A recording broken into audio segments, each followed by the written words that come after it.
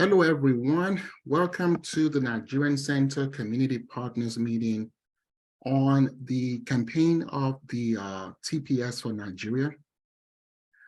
So I want to thank every single one for accepting our invitation in a relatively short notice to talk about where we stand with this campaign and opportunities for members to get involved. I recognize this is a very diverse community, so I want to thank every one of you for your service and contribution towards the upliftment of our community and joining us and standing with us on this very important campaign with our community. So what we're going to be doing today is I'll be going through, for those who are joining the Nigerian Center event for the very first time, I'm going to be talking about the Nigerian Center very briefly. For those who don't know what TPS is all about, I'm going to be talking about what exactly is TPS and the TPS for Nigeria campaign. I'll be highlighting updates since the beginning of this campaigns, opportunities we have, and opportunities for folks to get involved. I should also say that this meeting is being recorded. If you object to being recorded, we understand if you want to disconnect. That said about the Nigerian Center, once again, welcome to the Nigerian Center. My name is Benga Gunjimi. I'm the founder and executive director of the Nigerian Center. We are located here in Washington, D.C. Our mission is to foster financial inclusion and provide connection to the Nigerian culture. The Nigerian Center became necessary and important given the growing number of the Nigerian American community and the fact that across the country, there is no community center for the Nigerian community here. We know this to be an instrument and a viable platform for other immigrant groups to kind of navigate the American experience and accelerate their journey towards the American dream. But we didn't have that up until now. So since we started, we have identified the following asset building areas for our work. The primary and foundational aspect of our work is immigration, because as immigrants, we can't start the conversation about financial inclusion without immigration. So we have naturalization services in Washington, D.C.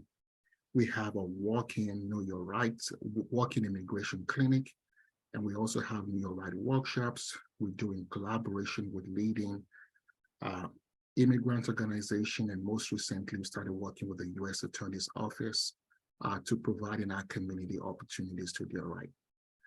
Beyond that, we also have homeownership programs. We know homeownership is a cornerstone for wealth building everywhere, particularly in this country. But folks from our community may have barriers for home ownership. We have a small business lending program. The small business lending program provides microloans to members of our community, regardless of their immigration status.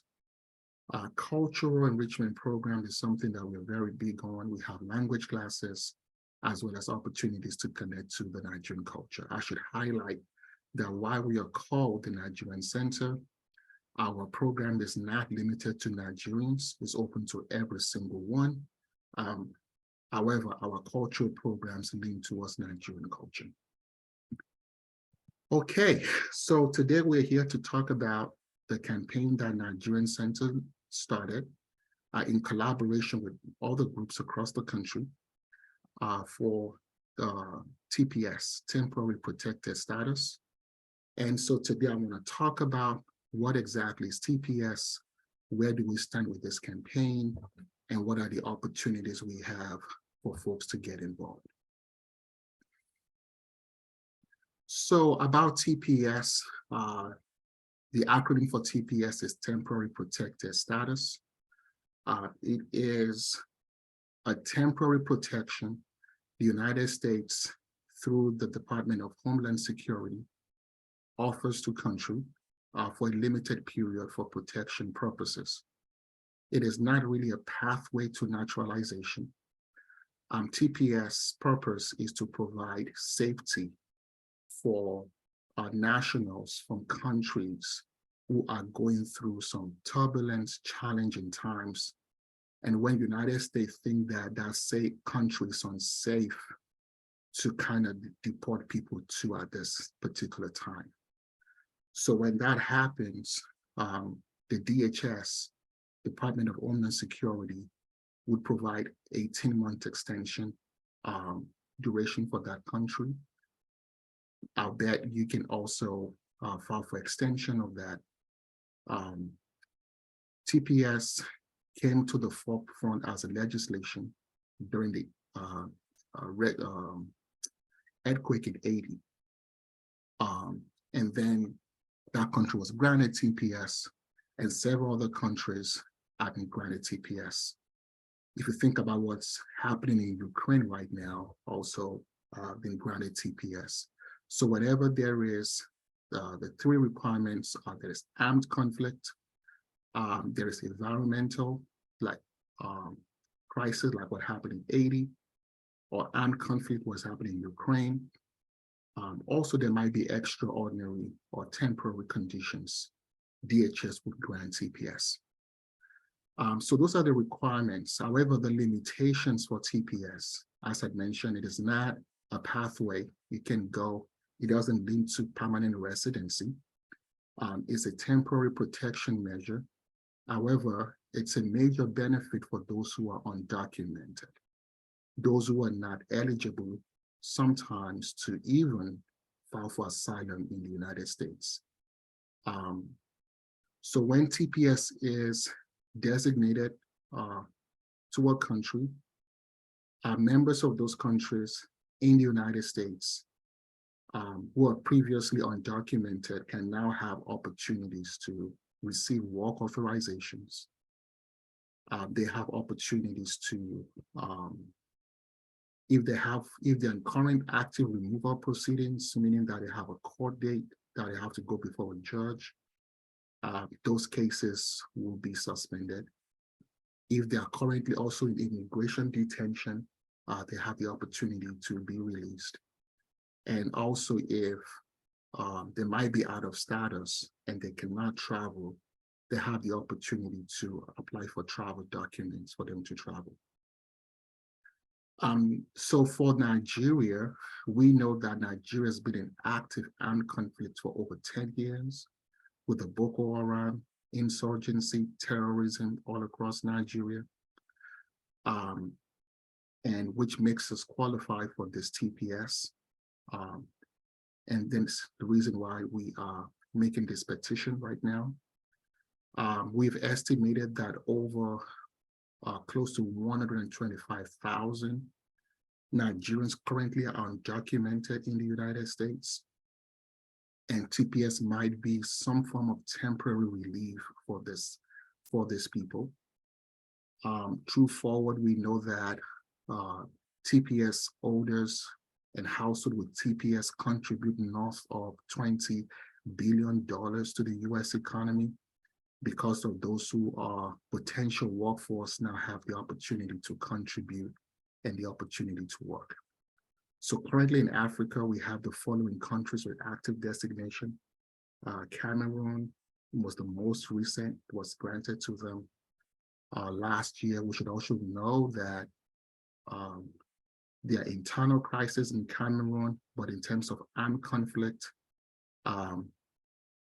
folks might even say majority of that is coming from Nigeria into the neighboring countries.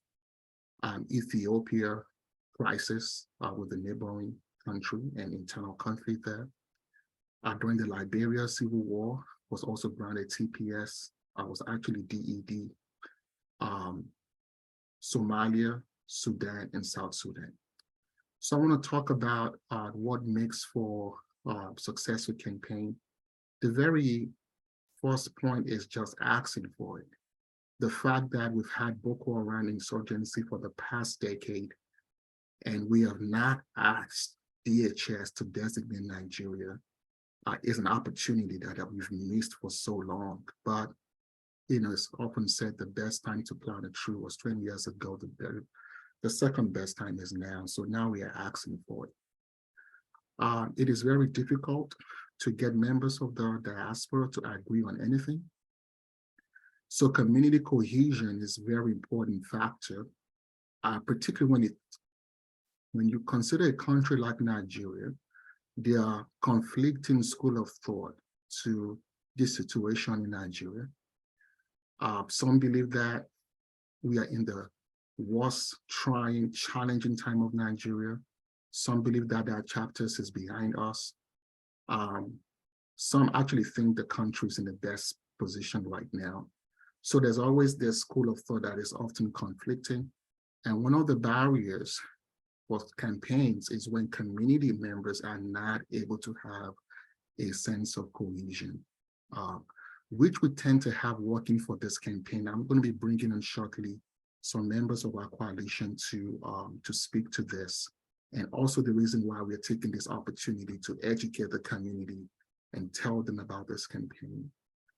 The last piece is messaging, as we said, with this conflicting school of thought with the state of security in the country. What I've been telling folks lately is, regardless of where you stand, can we at least agree that there's at least one person in the United States whose lives need to be protected and should not be deported to Nigeria? Whether you agree on the numbers, the regions of the country, if this campaign can save a life of just one person, and I think it's an important campaign. So I think messaging that it's very important that this is really an opportunity to save lives. So I think that language is key as we move this campaign forward. There will be time that I'll be taking questions for Q&A. I just want to flag that we'll be opening up Q&A momentarily. So I want to speak more about the TPS for Nigeria campaign. On the 24th of February, a coalition of 128 human rights, civil rights, immigrants' rights, educational, cultural, community, non-governmental organizations in the United States wrote a letter to the Biden administration to designate Nigeria for TPS. The diversity, we have a lot of diversity with this community of this coalition, particularly within the Nigerian community. We had NAPAC, which is the Nigerian American Public Affairs Committee. We also have NALA, which is a Nigerian American Lawyers Association.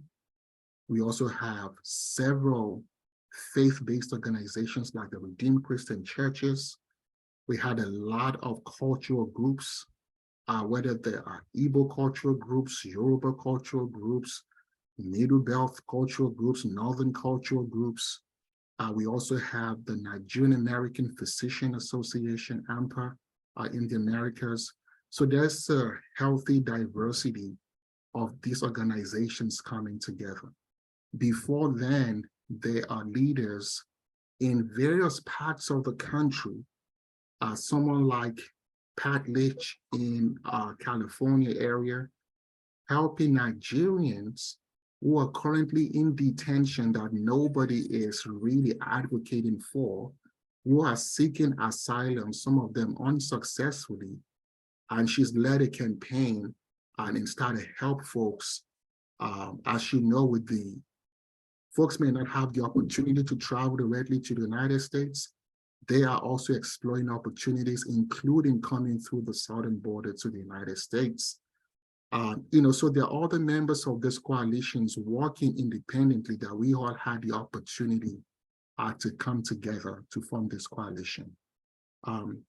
It's Madam Lara of NAPAC, are you online? If yes, I'm going to ask you to unmute yourself and just going to speak briefly about NAPAC's participation.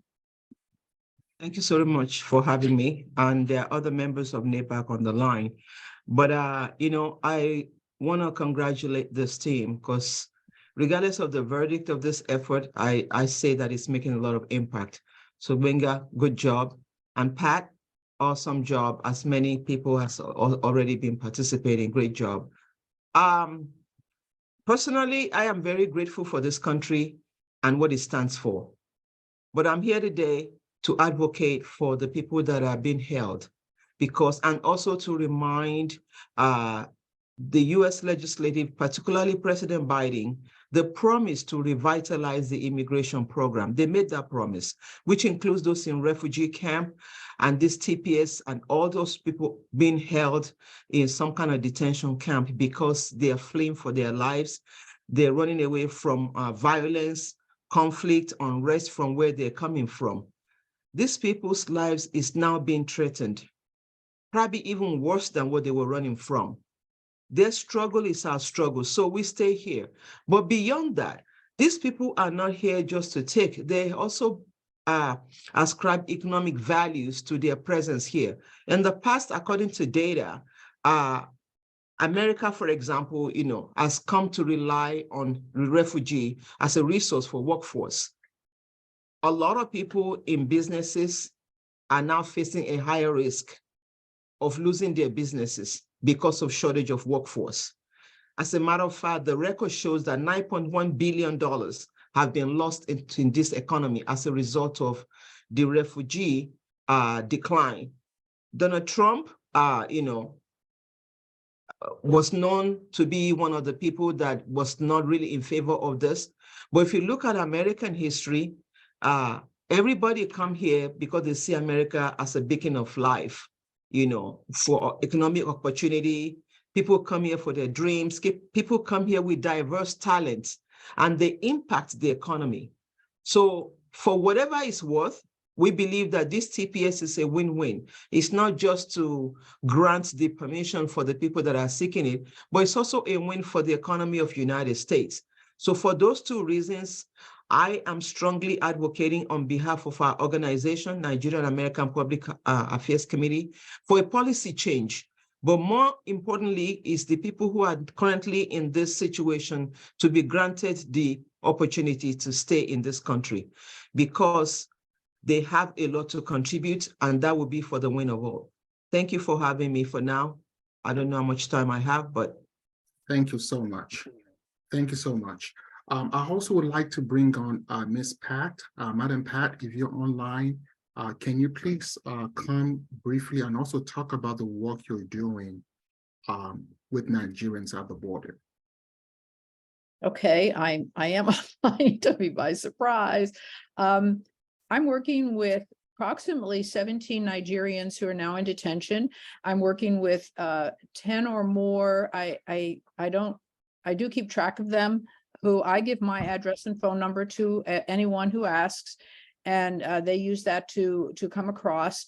And then I work with those who get out of detention and try to get them someplace safe, which is not always very easy. Because they want to work and we don't give work permits, and we're awful people, really awful to them. And in fact, I just had a conversation with a young man who needs to file for asylum, and he has no money. They want money for a lawyer. And I said, well, I found him someone who will do it, who actually will. She's a Nigerian woman who is doing it for free for people. There's wonderful, wonderful, generous people out there. And he talked about, he wanted to work. He wants to support himself. I just had, as I think I announced, a man I've worked with for quite a while was deported, and I will report he is with his wife now back in Nigeria. I think if nothing else, we need to ask them to stop African deportations immediately until we resolve these issues of maybe getting TPS or DED. We need to stop this. They go back there, they're endangered, some of them die, because I've also worked with Cameroonians, so I know exactly what happens. But I'll do anything that you want to get this to stop. Thank you very much. So as you heard from the partners of the coalition that made this strong petition to the Biden administration, and the legal basis for our requirement is that armed conflict, Nigerian qualifies for TPS because according to the statutory requirements for TPS, the country must be in armed conflict with the Boko Haram. We know that to be a fact also because in the White House report for the US Africa strategy specifically listed Nigeria as being in armed conflict. We also know this US State Department report that was issued recently, a couple of days ago, also echoed the fact that Nigeria is in armed conflict. We also have temporary and extraordinary basis for our request. Nigeria recently also had environmental issues on the country with flooding, food insecurity. Currently, we estimate millions of internally displaced people as within the country, as well as even refugees outside of the country. So the facts are overwhelming of that. So we've presented all of this to the administration as the legal basis for this petition, for this application. So I want to speak to the engagement with the US government. I believe it was March 22nd or 24th, the representative of the coalition that comprised of Mrs. Pat's organization, NAPAC, Nigerian Center. We also had Amnesty International, NALA, Nigerian American Lawyers Association.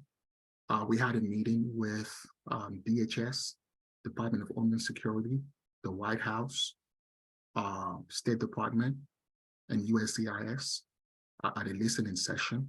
And we made our argument. We made a strong, compelling case. And we have two requests. The request was to immediately review the country conditions in which they spoke to us that they are proceeding with the review that we requested. We also pressed them for a timeline for response, which we were told that that will be forthcoming, but they can give us a specific time. Hence the reason for this meeting, why this is important. So we've had the engagement with the government. This is in review. This is on its way. And part of the way to amplify this is the congressional engagement component. The states with the large populations of Nigeria are Texas, Maryland, New York, New Jersey, and Georgia. Top of all of these states is Texas, particularly the district of Congressman Green has over 20,000 Nigerian American in that district. I'm going to be turning it over to Nkechi, our policy director, to speak more about the congressional aspect of this campaign and how folks can get involved. Nkechi, over to you. Thank you, Benga. If you can change the slide, please. Good evening, everyone. My name is Nkechi Ilechi, and I will just be going over our congressional portion of this campaign and how you can help. So we did our own research, and we found through the source Migration Policy Institute. On this website, it has all the states that have the districts and how many Nigerians live within each district. So due to our research, we found that the Congressional District 9 of Texas that has the Congressman Al Green has a population of 21,433 Nigerians.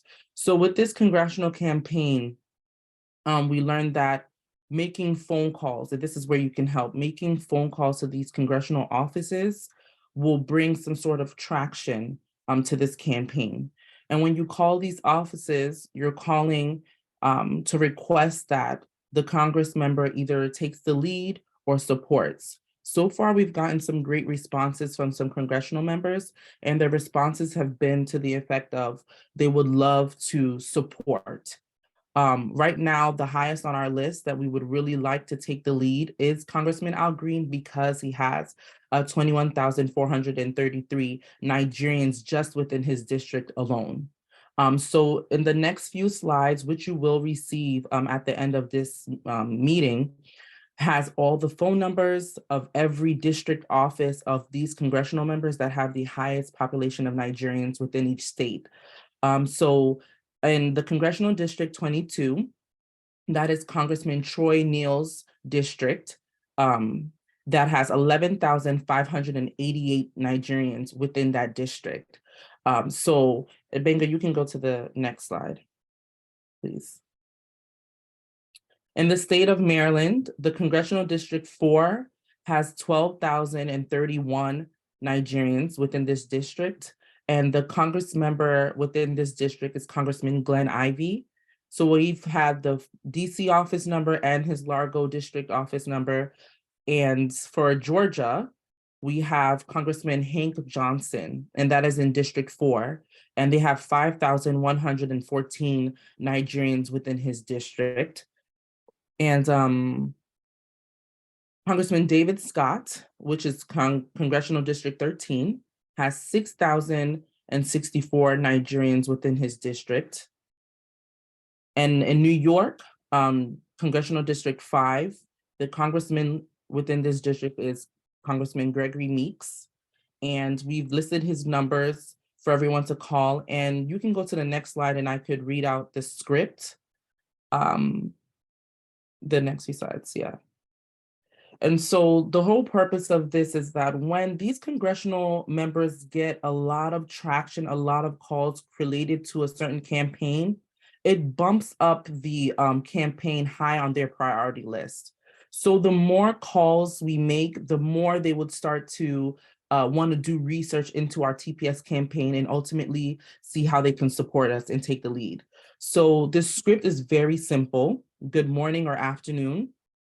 I would like to call on behalf of the Nigerian American community and request that Congressman, let's say, for example, Al Green. I would like to request that Congressman Al Green takes the lead on the TPS campaign. We have the numbers there on the slide. There are over 21,433 Nigerians within his state, which is Texas, that will benefit from the temporary protective status.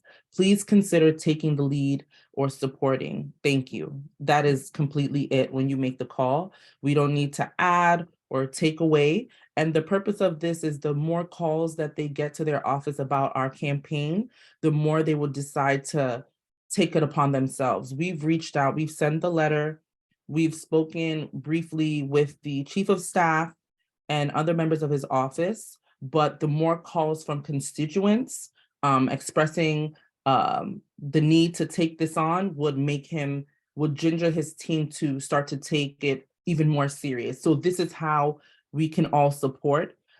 This slide will be coming to your emails shortly after this meeting. That way you can send it to friends and colleagues everyone that has been asking how they can support this effort. This is the best way to support. And Benga, can you go to the slide before this one? And this is just for your information. If you're not aware, the best way to find your own representative within your state and within your city is to go through congress.gov. And click this link, and then you type in your address and it will show you the senators as well as the congressmen and women that are leading your district. And I will turn it over to you, Benga. Thank you very much, Nkechi. As we've heard, these calls are huge. These calls are significant. We get a lot of calls to the office, people asking, how can I help? How can I support?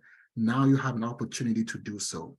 All you have to do is to lift up the telephone and make the phone call. If you want to email, you can also email to the office and you can email the script. They are obligated to respond to requests coming from their community. And the more we have the volume continues to rise, it becomes a priority for them. One of the challenges with our community is we've not been so much vocal about issues that actually affects us when we have the numbers. Imagine having Americans, Nigerian Americans, over 20,000 in the district, and we cannot even get a lead instantly for a campaign such as this. because family members, they might be immigrants, they might have relations who are directly impacted by this. So which actually impacts the household. So this is not just an international issue, this is domestic as well. So the more we can all call and lend our voice to this campaign, the more traction that we can get. Also, what we have seen when you make these calls, they may ask you where you're calling from, and they may also try to direct you to another congressional member in your district. That is fine, but let them know that you are calling about the TPS for Nigerian campaign that is led by the Nigerian Center, and you are calling on behalf of that coalition. So you can make the calls to Washington, D.C., or you can make the calls to their home state. Nigerian Center is based in Washington, D.C. Members of this coalition have reaches all across the country. So you're representing this coalition. So that is very, very important. Doesn't have to be just congressional. It could be both houses. It could be Senate and congressional. But it seems to get more traction on the congressional side. So this is immediate opportunity for you all to get involved. I want to highlight a few more other opportunities, and then we're going to open up for questions. So as we said, call your congressional members to either take a lead or support this campaign. If you also have an active community, whether it's faith-based, whether it's professional-based, whether it's cultural-based, that should be aware of this campaign, please get your community involved. The hashtag is TPS for Nigeria. Get your communities involved, social media, let them make the calls, let them be aware that we have this going on. Also, if you're directly impacted, if you have an asylum or some kind of story in terms of direct impact of the insurgency, the terrorism in Nigeria, you're probably actively going through an asylum process right now. Those stories make a great deal. I reached out to the Nigerian Center. We want you also to be highlighted on this campaign. We want you to go with us to the congressional briefing and tell your story. And if you're worried about the legal ramifications for your status, we are here to support you at the Nigerian Center. And we can actually make, also if you choose, we can actually make your identity private as well, but your stories will go a very long way. Lastly, also support the Nigerian Center. The more support you can give to the Nigerian Center, the more of this we do. We are all volunteer-led team that we do this work. So your support will go a tremendous way. We don't have a huge base of support from anywhere. It is community efforts that is propelling all of this work that we're doing. So that is kind of the summary of the presentation we have at this point. I'm going to open it up for question and answer. So to answer, I'm going to go to the chat box and read questions. You can also use if you want to speak your question, you can use the raising up of hands option to put your hands up. I'm going to call you for that. I see a question. I have a question, Benga. I raised my hand a long time ago. Oh, sorry, madam. Yeah. Yes, ma'am. I just want to encourage as many Nigerians that are on this line. I don't know if Pat is open and willing to share a phone number, because the work she does it's not totally free. It costs her something. So if you're feeling like you can contribute to any part of what she does, she has 17 Nigerians that she's trying to free from jail, regardless of the outcome. I'm sure that we can support. So Pat, if you don't mind to share your phone number and see what God would do, I will appreciate that. As you support her, you're supporting Nigerian Center. Thank you. Yeah, I also want to add that if anyone wants to sponsor somebody so that somebody could come to their home and go through the process, we're always looking for sponsors. So many of the Nigerians are ending up in New York City in shelters, and, you know, they suffer a lot, but finding a safe place for them is very hard. Yeah, your number is incorrect. There's one digit too many. Oh, well, that's typical of me. Thank you so much, Madam VP, for flagging that. Thank you, Ms. Pat, for the work that you do as well. I also know that there are also needs for like plane tickets sometimes when they get released to various states that you might be able to help with as well. So the information is in the chat box. You can follow up with her.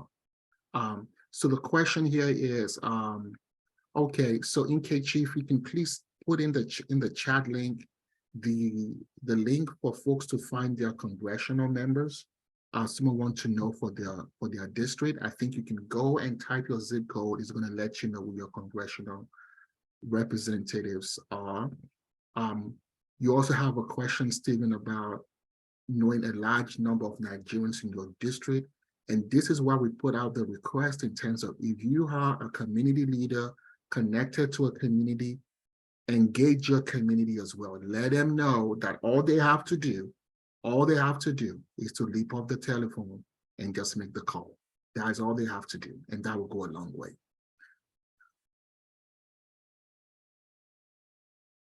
Do we also have any other questions? Yeah, just to add that in California, Alex Padilla, one of the congressmen, is also very strong supporter of this movement, a campaign, you know. So if anybody's in California, let's reach out to Alex. In addition to California, I also want to flag that thank you so much. Just put in the chat link. Asylum seekers in New York City can also call this number for assistance and support. The numbers are in the chat box as well as the email. You can contact Aldo directly.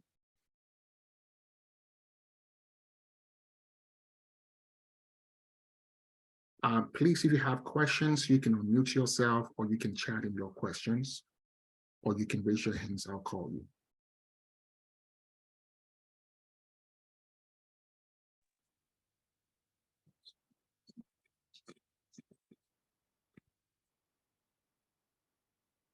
There's someone try to think, okay, yeah, I see a hand up once.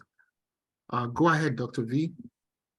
Hi, everyone. Thank you so much for the phenomenal work that you're all doing. I think that what would be helpful, which is what I'm thinking I'm going to try and do, is to create not a phone bank, but phone groups, and just a way that we've gone a long way, and kind of organize a Zoom meeting, get leaders to come on and get people to make those phone calls. That's one way to add on to really making it happen, because sometimes people say they will and they get busy. But if you organize some kind of 1 hour, you can reach so many people, for everyone, give instructions and then get everybody to call for that 1 hour or 2 hours. I also do shifts. So just again. Awesome idea. Yeah, thank you. So thank you for all that you're doing.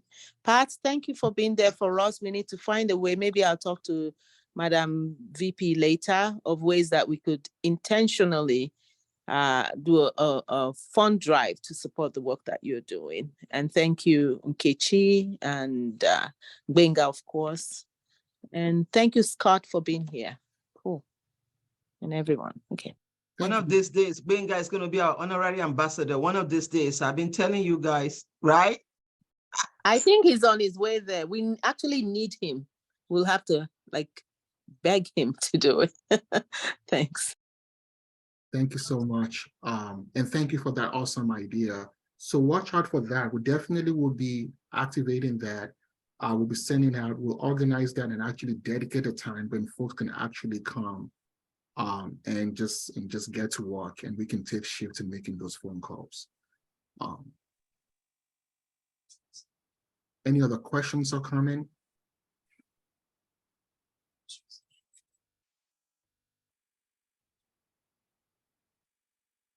Stephen, are you saying something?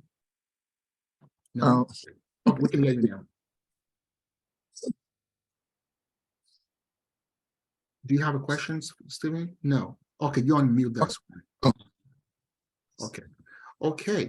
So I just want to move forward quickly. I think I see. Okay.